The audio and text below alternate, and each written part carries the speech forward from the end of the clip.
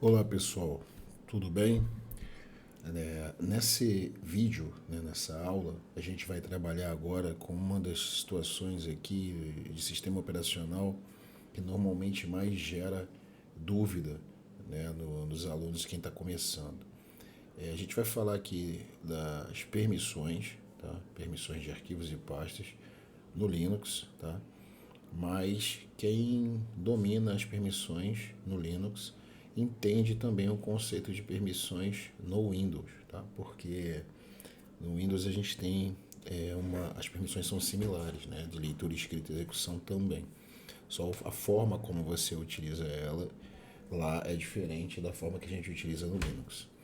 Bem, em primeiro lugar, eu vou fazer uma listagem aqui das permissões que a gente tem nesses arquivos dentro dos documentos que a gente já criou anteriormente. Então, ls-l, deixa eu clicar dentro aqui, ls-l.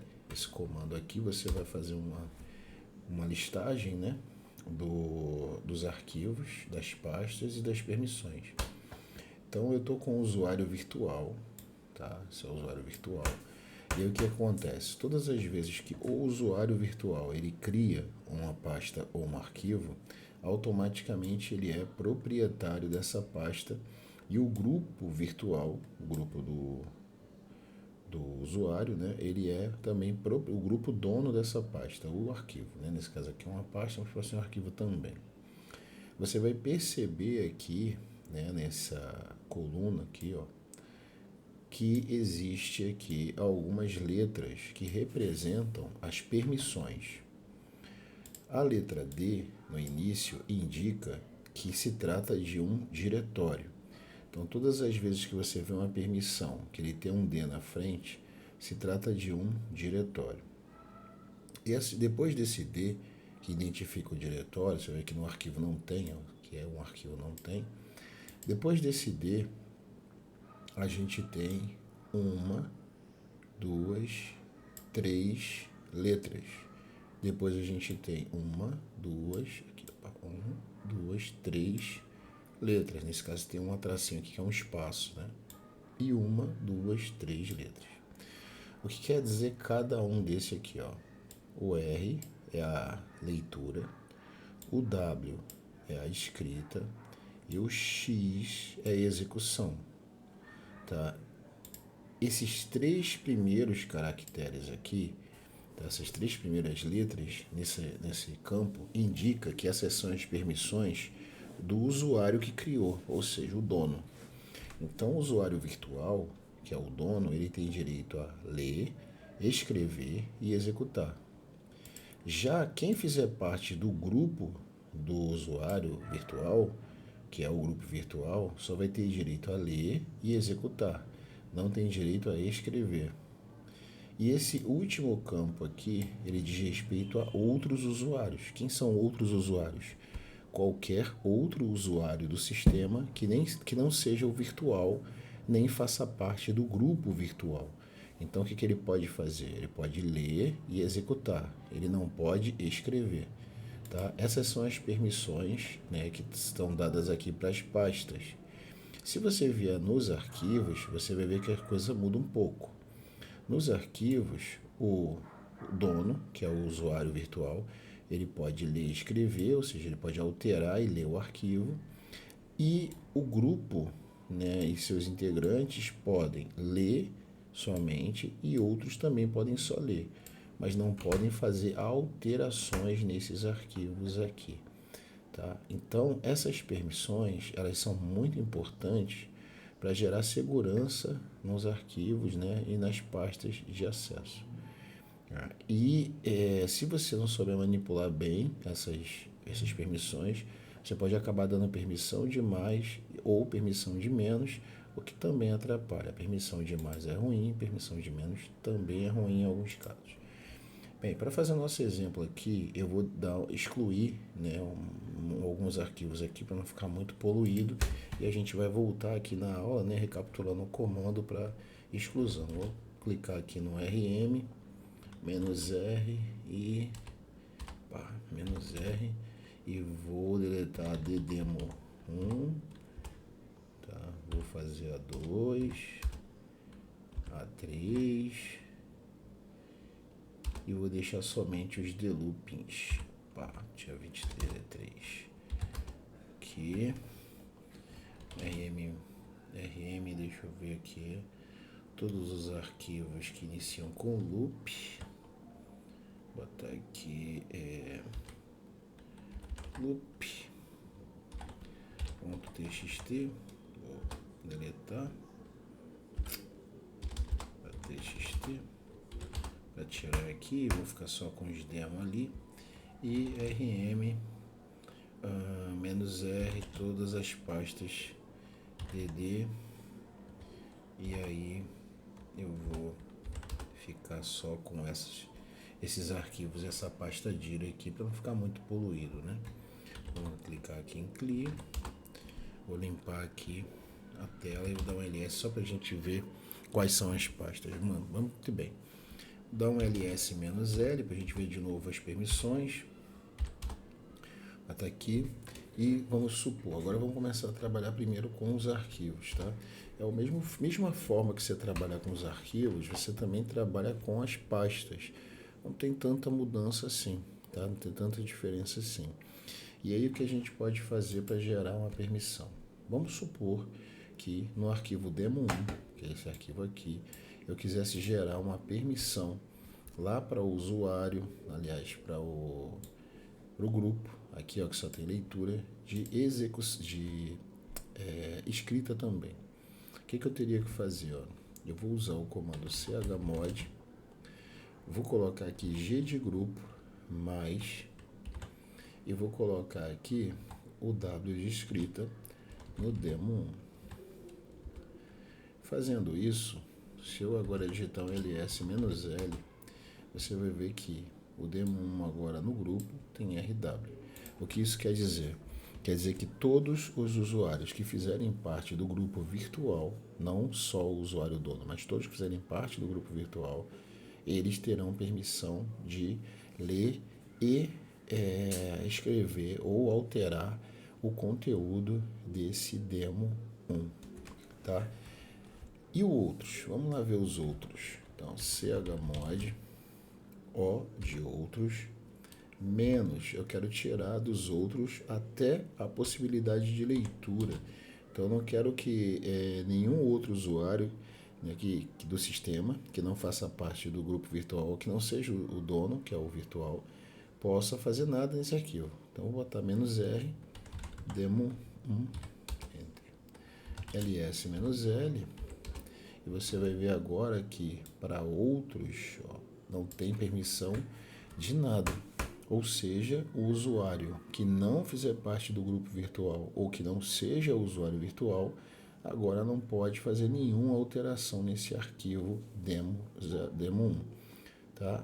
Então, eu posso fazer essas permissões também em pastas, né? Sendo que as pastas a gente tem essa permissão também focada nas execuções. Né? Mas vamos dar um outro exemplo aqui. Eu vou usar o outros porque ele está zerado, tá? Então, chmod o de outros igual a rwx e demo1. Vamos colocar aqui, ao invés de mais e menos, igual. Opa, chmod.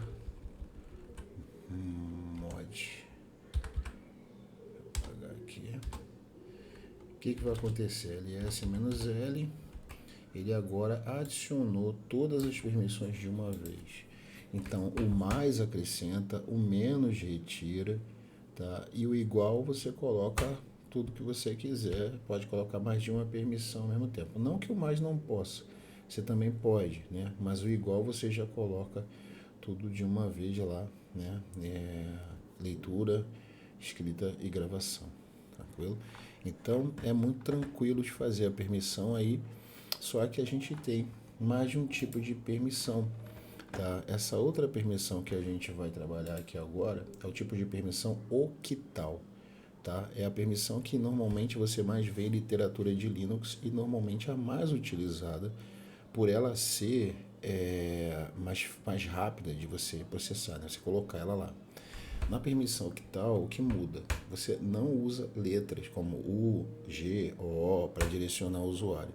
Você vai utilizar uma sequência de posições numéricas para isso, tá? Por exemplo, se eu quisesse apagar, né, todo o outros, né, eu faria o quê? chmod 7, né, que está o primeiro, 5, 0, por exemplo. E aí vou colocar aqui agora no demo 1. Nesse caso, se eu der ls-l, o que vai acontecer, ó, o usuário fica com rwx, porque eu coloquei aqui, né, o 7. O grupo fica com rx, porque eu coloquei o 5. E os outros ficam com nada. Tá, mas como é que eu cheguei a esse 750 aqui? O que acontece na permissão octal é que ele segue um princípio de que, tá, o R de leitura, o valor dele é igual a 4. O W de escrita, o valor dele é igual a 2. E o X de execução, o valor dele é igual a 1. Tá? Tendo em vista esse padrão, quando eu somo esses valores, eu permito, tá, que essa execução seja feita. Por exemplo, se eu tenho 7, né, quer dizer que eu somei a leitura, mais a escrita, mais a execução, que dá 7. Tá? Se eu tenho aí um 5, eu somei a leitura mais a execução. Se eu tenho 6, eu somei a leitura mais a escrita. Então, somando esses valores, eu vou chegar ao valor, né, de permissão que eu desejo. E como que eu aplico isso? Veja bem, chmod, e eu vou colocar aqui uma permissão para a pasta ali, que é a pasta dir.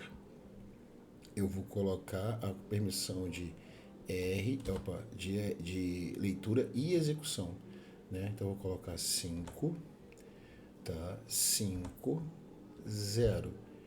Lembra do padrão? 5, 5, 0. O que é 5? É leitura mais execução, tá? Então eu estou dizendo que o usuário, que é o primeiro 5, é do usuário, o grupo do usuário, que é o segundo 5, e o outros, que é o 0, ou seja, a posição 0, tá? Vão receber essa permissão de leitura, execução e leitura e nada, porque 0 é nada, tá?